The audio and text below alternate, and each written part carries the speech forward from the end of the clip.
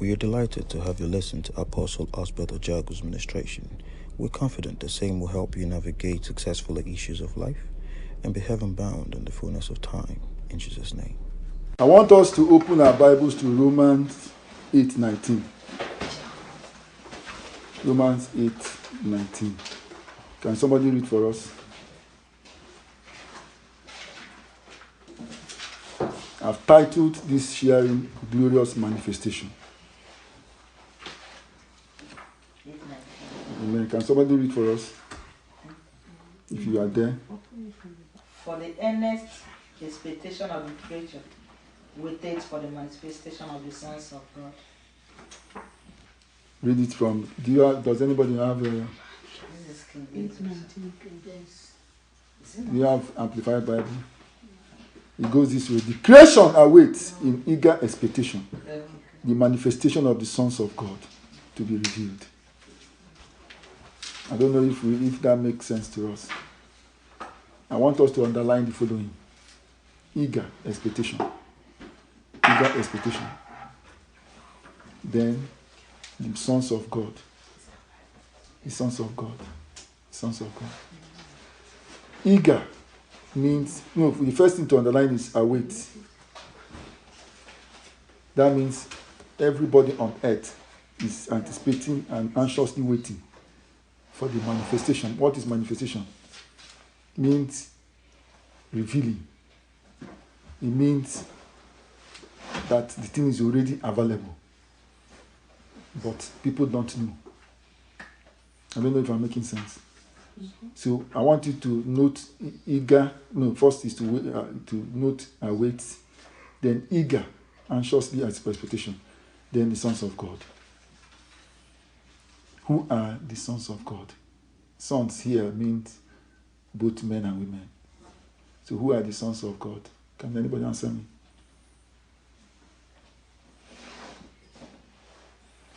Is there anybody here that is the son of God? Yes. Yes. So who are the sons of God? You and me. Yeah. Beautiful. Can we clap ourselves? So if we claim we are son of God, that means everybody is eagerly awaiting for our manifestation. Is that correct? Yes. That means you're already here. Everybody is aware that we are at the end time, the end of end. So many things, the gospel has been preached around the world. So many places they've seen the horse in the sky. Strange things have been happening. Boys changing to girls, changing to boys. Homosexualism, all kinds of vice, all kinds of things that used to happen in Sodom and Gomorrah. So if we're at the end of ends, that means there are people who are not sons of God. So what made us to say we are sons of God? Can anybody answer me? Let's before we go into it. Brother Tony, you said you are son of God. What makes you think so? Can anybody answer that? Because I'm created in His image and be born again. Beautiful. The first one is not necessarily the issue because everybody was created according to His image and likeness. But we are born again. What does it take to be a born again Christian? Can anybody answer me?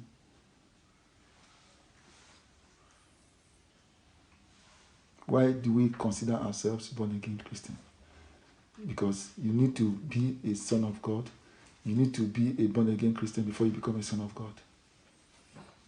Is there any reason why we claim that? Let's open our Bibles to Acts 19:15.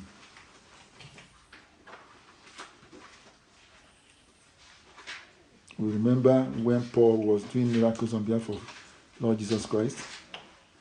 Then the 7 sons of the Jewish high priest came to imitate him. Can somebody read it? 19:15. Chapter 19. 19:15. Mm-hmm. And the evil spirit answered and said, Jesus, I know, and Paul, I know, but who are ye? You see, these sons of the Jewish high priest, having heard Paul preach, went and said, in the name of the Jesus who Paul preaches. Do you understand? That is sarcasm. They did not believe in Jesus. They say, in the name of Jesus who Paul preaches, get up and walk. The demons speak. I believe people know. Remember when Christ made the legion? He said, can you please allow us to enter the swine? They speak. So you may assume you are a born again Christian, you may assume you are a son or daughter of God, but if you don't have the power to resist the devil will enter in you, not your portion in the name of Jesus. Amen. Remember, the devil entered Peter, and Peter denied Christ. Remember, it is written that the devil entered Judas, and Judas sold Christ. So, what did the devil do? The devil did not only tell them, Paul I know, Jesus I know, who are you? Get out of my body. Get out of here. And they tore their clothes, pursued them, and they left. That will never be our portion in the name of Jesus. Mm-hmm. That means you can't be professing Christ and be doing opposite. There are certain qualities that change your life and make you become son of God. Can anybody tell us, apart from being born again? You may be born again, but you won't receive fire. So, and remember, the devil is always trying to undermine whatever God does. So, since it's an interactive session, can anybody tell us why we believe we are children of God, sons of God? You say when we obey God's commandment. Good. And when we follow His will. The first thing is you put God first. I'm not going into what make somebody to be son of God. You have to take God first, sacrosanctly, whether the devil likes it or not. Anything you want to do, put God first. If you put God first, every other thing will be solved. They are waiting for the manifestation of children of God. Repeat. They are waiting for the manifestation. That means they are here already. And by their fruits you shall know them. Let's read 2 Corinthians 6:14. Before then, let's go to First Thessalonians 5. Can somebody open it? Another person should open. First of all, one person should open 1 Thessalonians 5 verse 18. Another person should open 2 Corinthians 6 verse 14. While the third person should open Romans 12 verse 9. The first one to be opened, I repeat, is 1 Thessalonians 5 verse 18.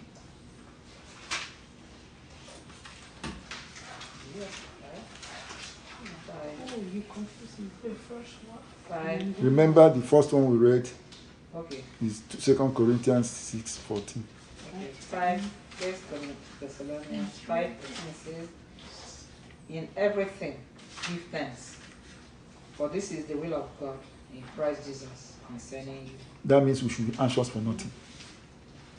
These are qualities of sons of God. No matter the situation you face, know that God is watching. Remember we read and appropriated Psalm 121. We don't walk by sight, we walk by the Spirit. Children of God who are supposed to manifest walk in spirit. No matter what you see, you are not carried away, you are not perturbed.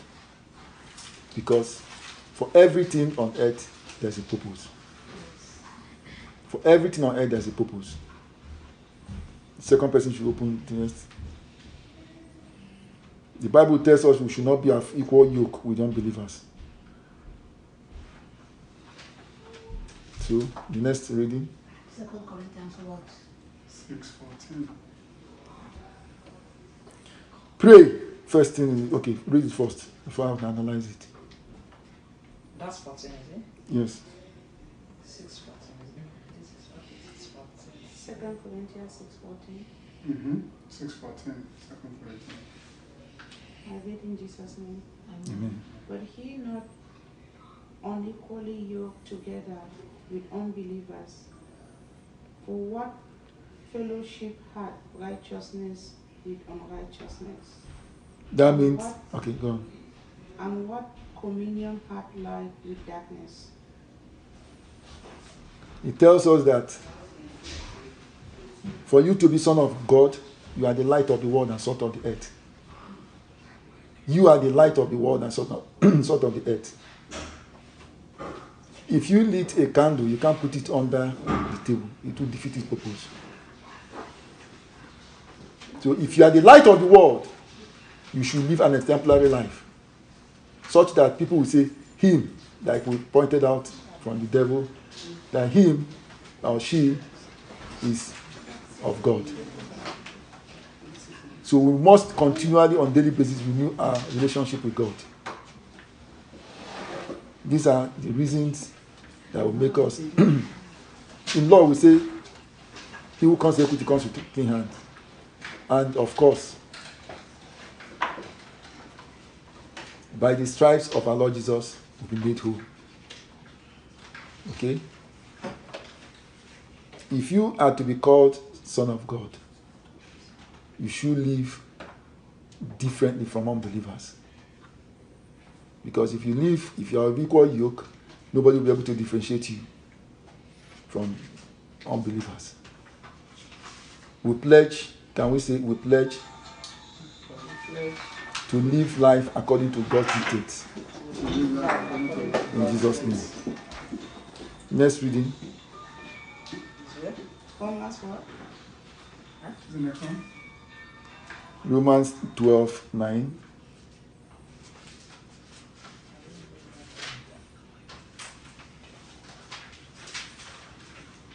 Romans 12. We've read First Thessalonians. We are now in Romans 12:9. Can somebody read it out? Let love be without dissimulation. Good. Abhor that which is evil. Cleave to that which is good. God is love. You can't claim to be son of God and you hate people. You must manifest the attributes of God. For God so loved the world, he gave his only begotten son, that whoever believes in him shall be saved. So you can't like bad things, like evil, and want to be manifest, or Holy Spirit to be distant himself from you. You must be clean. Last week we treated, is it possible for people to be clean? Yes, it is. Forget the saying that all have sinned and come short of God's glory. Because by his mercy, by the blood he shed on the Calvary, we are righteous by his grace. Can we say that in Jesus' name? We are righteous of God in Jesus' name. We are righteous of God in Jesus' We will shun every aspect of evil. name. Every aspect of it. Next reading. Yeah. The first, I repeat, is to take God first. Second is our lifestyle. 2 Corinthians 6:14. I don't know whether we've read that. We are looking at the qualities that make us sons of God. You have to be son of God before you manifest, right? Yeah. So, this, I repeat, is end time, end of end. There's what they call total wealth transference. God is empowering his people, and you won't be left out. I'm coming to that. So can we repeat that 2 Corinthians 6:14? It goes, don't be of equal yoke with unbelievers. That's a distinguishing factor. Okay, especially for the benefit of our sister that just came, so that she will be carried along. Be ye not unequally yoked together with unbelievers. For what fellowship hath righteousness with unrighteousness? And what communion hath light with darkness? If you come into a dark room with the smallest torchlight, which one will give way? The light will give way without hesitation. we are told that upon the name of Lord Jesus Christ, every knee will bow and every tongue will confess that he is Lord. I did not see where he said may. And the Bible tells us that we are the salt of the earth and light of the world. Repeat, I am the salt of the earth I am the salt of the earth and the light of the world. and the light of the world. So can somebody read Ephesians 5 verse 22? It's a bit long. 22 to 33. We'll soon be rounding up. Read. Can anybody read it? Ephesians what? 5 verse. Wives, submit yourself unto your husbands as unto the Lord. Go on. Oh, 22 to 33. to 33, I shouldn't have taken this. For the husband is the head of the wife, even as Christ is the head of the church, and he is the Savior of the body. Therefore, as the church is subject unto Christ, so let the wives be to their own husbands in everything. Husbands, love your wives, even as Christ also loved the church and gave himself for it, that he might sanctify and cleanse it with the washing of water by the word, that he might present it to himself a glorious church, not having spot or wrinkle or any such thing, but that it should be holy without blemish.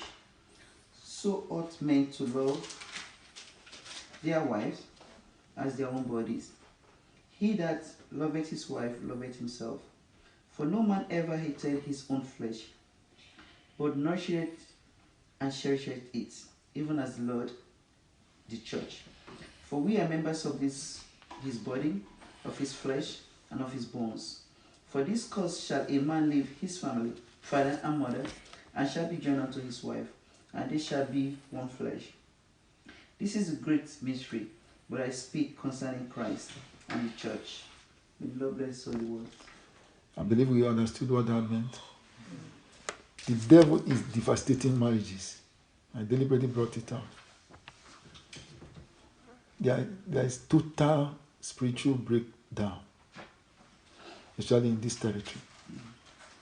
So we need to separate ourselves from the unbelievers. Whatever it will take us to do that, we have to. If you're married, remain loyal to your husband. There are 3 things God commanded wives to do. 1, it was lengthy, but it can be summarized under 3 aspects. 1, be loyal, which is obey.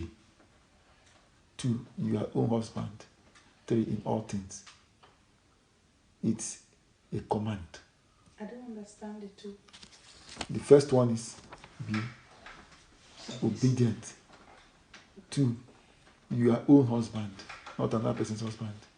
3, in all things. Your own husband. Yes. You want to read it again? No, so all the people that disrespect their husband and they respect their pastors, calling pastors daddy. Let me remind you.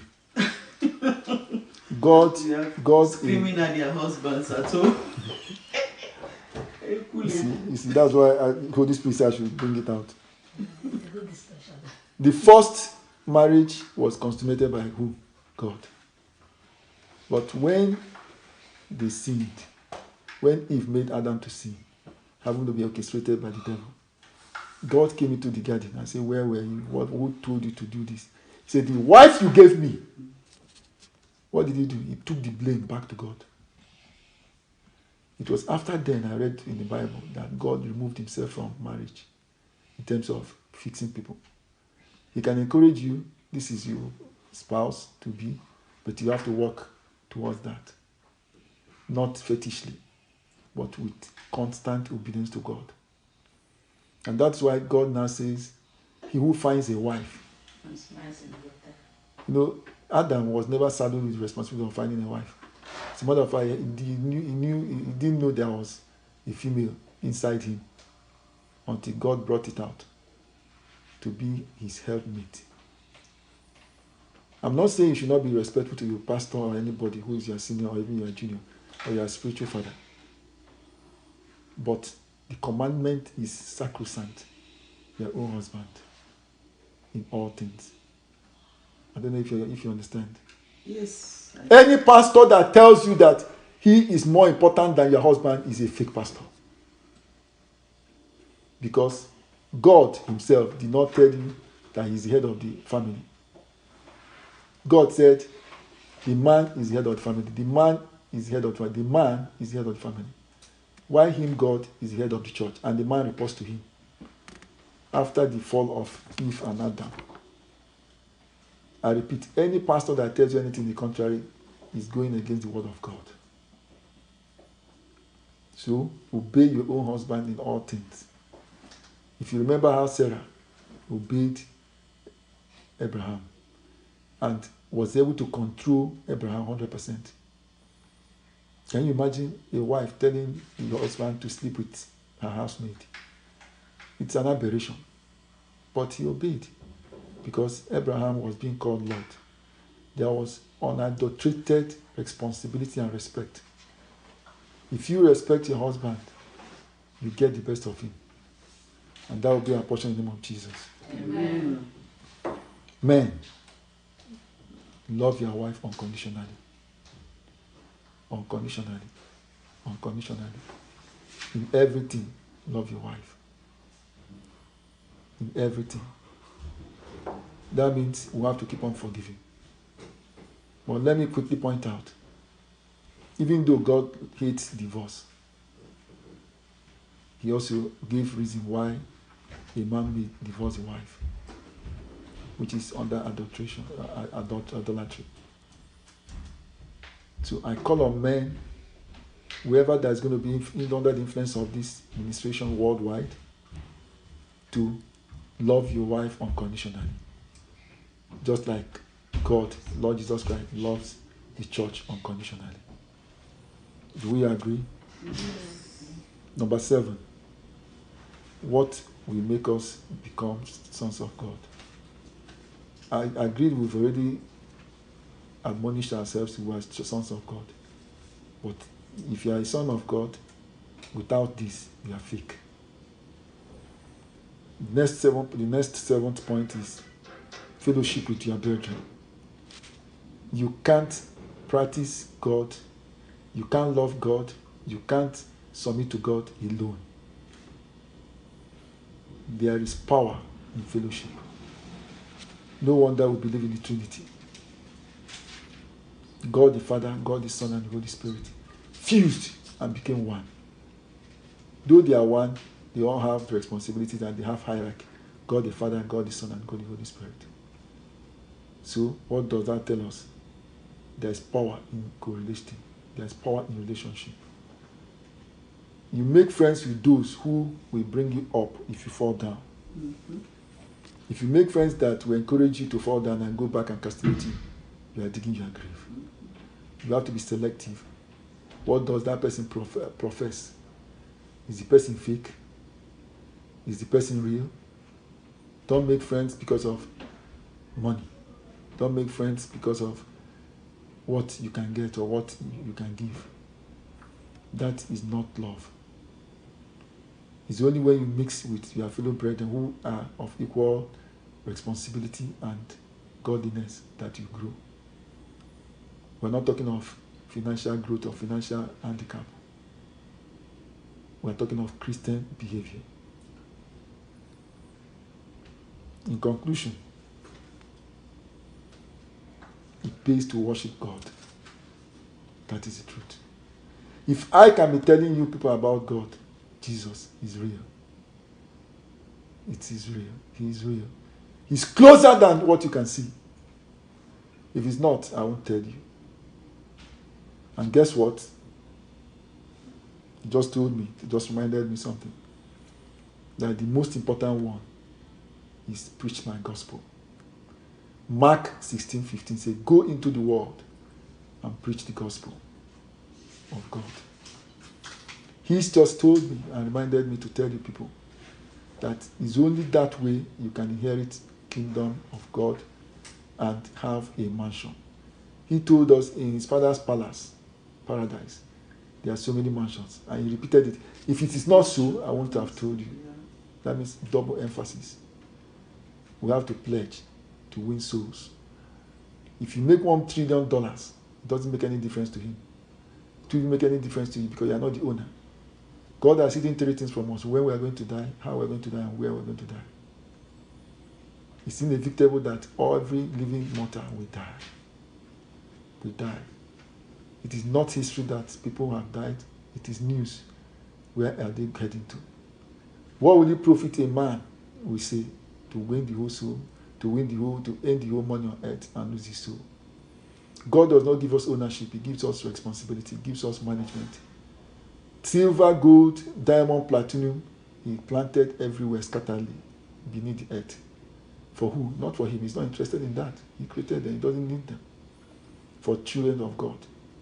For children of God. For children of sons of God. And there's what they call total wealth transference from the unbelievers to the believers. This is also a sign of end time. But guess what? He did not give us to own. Because when you die, sadly, if they put gold inside your grave, armed robbers will come and take it. No matter how much you accumulate on earth, it's useless to you when you are dead. It's appointed for man to die once, after which judgment. The only thing you hold sacrosanct is your soul. Who is going to receive your soul? Is it God, it is angels, or devil? For us, we believe we're going to transit. We will live life to the fullness in the name of Jesus. Amen. And when we pass on, we transit to heaven. That should be our portion in the name of Jesus. Amen. Can we be upstanding and claim it in the name of Jesus? Amen. Can we be upstanding? Father, in the name of Jesus, your word has come forth. So many times we've gone against your will. Father, have mercy in the name of Jesus. Amen. I want us to plead for mercy. Plead for mercy, plead for mercy, plead for mercy. Father, I yield to you, Lord. I yield to you, Lord. Total forgiveness of every sin committed, knowing or unknowing, in the name of Jesus. Give us power to obey you, to run with your words, to actualize them. Give us power to win souls so that we can make heaven and stay in the mansions. While it's on earth, give us power to access the gold, the diamond, the platinum for our enjoyment, pending when we pass on to glory. You blessed King Solomon. It is written that every year 666 talents of gold came to him. That means he will sit in his splendor, money will be coming to him. This shall be our portion in the name of Jesus. Amen. Father Lord, make us truly sons of God in all areas of our lives. We know it is good to obey you and worship you. There's no arrogancy in worshiping you, obeying you, because we are mere mortals. We are mere mortals. We are mere mortals. If we seize our breath for 5 minutes, we are dead. And we don't have control over it. In Ezekiel, you told him to prophesy to dead bones. And he did. And they came up and became human, but not beings. Because Holy Spirit was here to enter them. That means there's a difference between being a human being and being a being. You say prophesy again, he prophesied. And Holy Spirit entered, they became life. The greatest asset we have on earth is air, and we don't pay for it. What a mighty God we worship. What a mighty God we worship. Father Lord, have mercy. Take us above principalities and powers, so that we can manifest as children of God. Make every crooked way straight for us in the name of Jesus. Father Lord, don't take your joy from us. Don't take your glory from us. Your presence in our life makes a difference. Let people see us and see Christ. Speak through us in the name of Jesus. Amen. Father Almighty, we commit our lives to you for the enjoyment of ourselves on earth, within the pronouncement, within the confinement of Lord Jesus Christ. Let us live happily throughout our lifetime. For anybody who wants to destroy us, let the person be destroyed in the name of Jesus. Amen. Anybody that tried to make us not to achieve our life purpose, Father Lord, visit the person in the name of Jesus. Amen. Because don't touch my servants or anointed ones and do my prophet no harm. I hereby decree as servant of God that no weapon formed against any of us shall prosper. Amen. And any tongue that rises against us in judgment will condemn. Amen. I hereby decree, as a servant of God, that though the afflictions of the righteous are numerous, but you deliver them from them all. This is our portion in the name of Jesus. Amen. You said 365 times in the Bible, fear not, you neither leave us or forsake us. Father Lord, incubate us, hide us on this side of your blood, so that we become untouchable in the name of Jesus. Amen. Father Lord, it is written, so many ways seem pleasing to a man, but only God's ways will hold sway. We yield our decision-taking techniques to you. Take and make decisions on our behalf in the name of Jesus. Amen.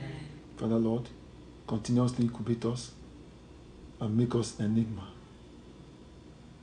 for the world. Make us solution to the whole world. When you were about to save Sodom and Gomorrah, you said, if only you can get 20 men. Unfortunately, you couldn't, and you demolished them. We intercede on behalf of Nigeria and Nigerian government, as well as Nigerian people. Let the righteous reign. Let there be total turnaround. Because it is written, if men who are called by you will forsake their evil way and pray, you will heal their land. In the land of Nigeria, in the name of Jesus. Amen. In the land of Nigeria, in the name of Jesus. Amen. In the land of Nigeria, in the name of Jesus. Amen. Such that we will glorify your name. Make us solution makers. In the mighty name of Jesus. Amen. While in Canada where we live, Father Lord, we change by spirit, by extension, in the name of Jesus, any obnoxious rule, law, or practice in this country, in the name of Jesus. It is written, when the righteous are in power, the people rejoice. Let people rejoice in the name of Jesus. Amen. Where there is moral decadence, spiritual rejuvenation should take place in the name of Jesus. Amen. Let us be fire for God in the mighty name of Jesus. Amen. Thank you, Lord, because we prayed in Jesus' name. Amen. For more information and prayer requests, feel free to email us at pentiumministries@gmail.com. Thank you.